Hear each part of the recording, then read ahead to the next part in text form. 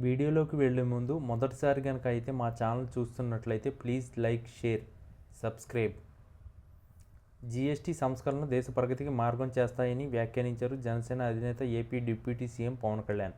Andhra Pradesh assembly సమావేశాల్లో పవన్ కళ్యాణ్ మాట్లాడుతూ సంస్కరణలకు ముందుండి నడిపిన కేంద్ర ఆర్థిక శాఖ మంత్రి నిర్మలా సీతారామన్ కృషిని అభినందనీయం అంటూ ప్రశంసలు గుప్పించారు. రాష్ట్ర ఆదాయానికి నష్టం కలిగిన సామాజిక ప్రయోజనాల కోసం సమర్థించామని తెలిపారు.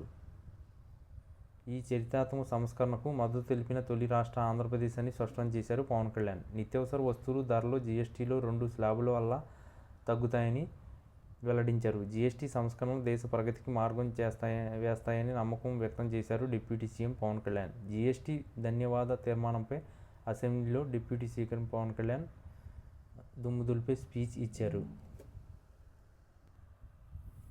జీఎస్టీ సంస్కరణల ప్రయోజనాలు ప్రతి ఒక్కరికి అందించేలా అవగాహన కల్పించాలని ముఖ్యమంత్రి చంద్రబాబు నాయుడు పిలుపునిచ్చారు.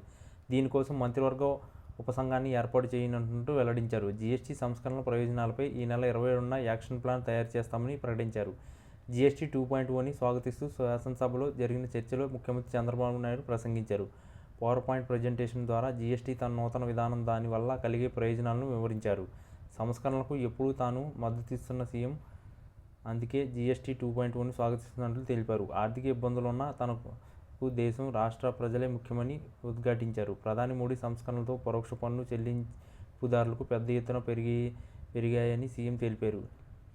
కొత్త పన్నుల వినియోగం పెరిగిన ఆర్థిక వ్యవస్థకు 2 లక్షల కోట్లు సమకూరుతుందని తెలిపారు. జీఎస్టీ సంస్కరణలు చివరి వ్యక్తి వరకు అందేలా చేయడం మన బాధ్యత అని ప్రజాప్రతినిధులు సీఎం సూచించారు. దానికోసం మంత్రివర్గ ఉపసంఘం నియమిస్తామని శాసనసభలో ప్రకటించారు. వికసిత్ భారత్, స్వర్ణాంధ్రప్రదేశ్ లక్ష్య సాధనలో జీఎస్టీ సంస్కరణలు ఉత్తమిస్తాయని ముఖ్యమంత్రి చంద్రబాబు నాయుడు అన్నారు. జీఎస్టీ స్లాబుల మార్పుల వల్ల దేశంలోని 140 కోట్ల మందికి లబ్ధి చేకూరుతుందని అన్నారు. నూతన సంస్కరణల వల్ల ఏపీకి కొంత నష్టం ఉన్న దేశ విశాల ప్రయోజనాల దృష్ట్యా స్వాగతిస్తున్నట్లు చెప్పారు. దేశంలో ప్రతి పౌరుడికి లబ్ధి జరిగేలా జీఎస్టీ సంస్కరణలు ఉన్నాయని ఉప ముఖ్యమంత్రి పవన్ కళ్యాణ్ అన్నారు. పన్నుల భారం తగ్గడం ద్వారా ప్రజలకు ఆదాయం పెరుగుతుందని అభిప్రాయపడ్డారు.